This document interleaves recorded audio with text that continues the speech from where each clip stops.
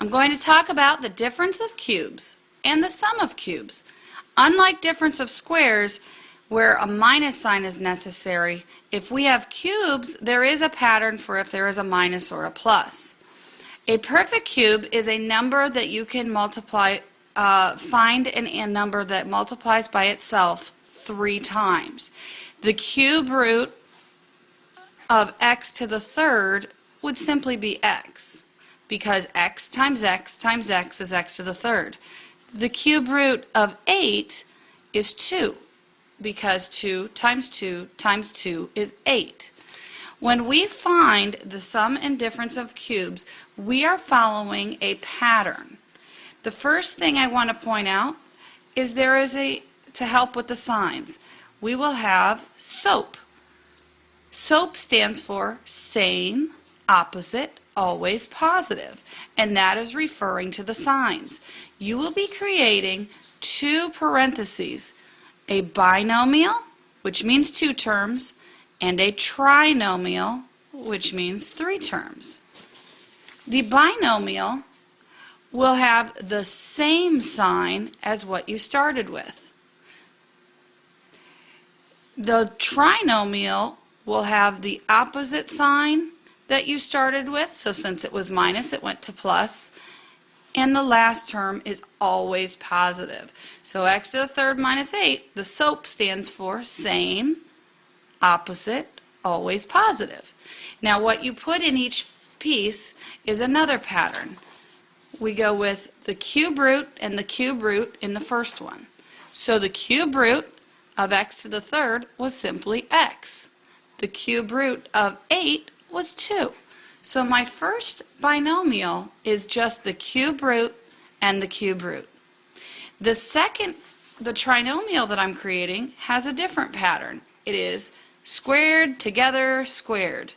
Squared together squared.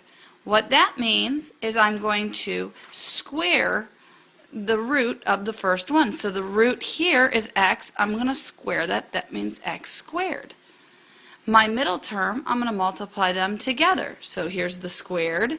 Together would be 2x.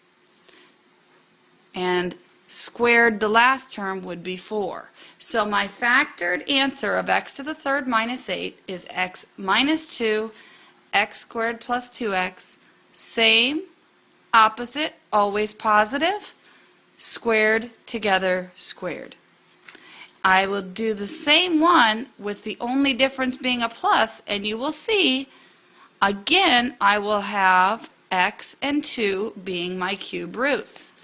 I will also have them squared together squared. Now I put my signs in, which are same, opposite, always positive.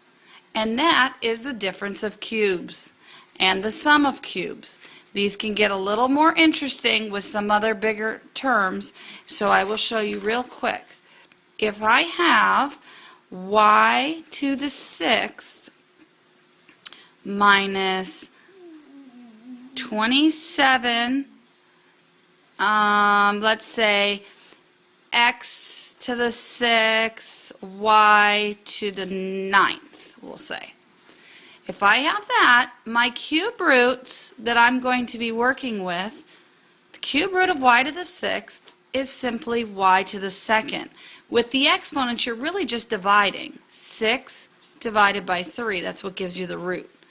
When I do the cube root of 27, x to the 6th, y to the 9th, that's going to leave me with a 3, because 3 times 3 times 3 is 27, and x squared, because 6 divided by 3 is 2, and a y to the third, because 9 minus 3 is 3. Now these roots are a little bigger, but the same pattern occurs. I will put my basic roots in for my binomial. I will use the same sign that I started with, which is minus. In my trinomial, I will square it, so y squared times y squared would be y to the 4th. I will put the opposite sign, and I will put my middle is together. So when I put these together, I end up with 3 x squared y to the fifth.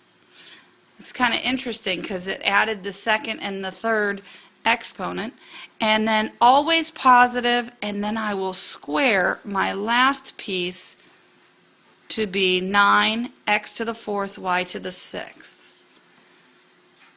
That concludes the difference and sum of squares. Good luck in factoring. The best thing you can do is study.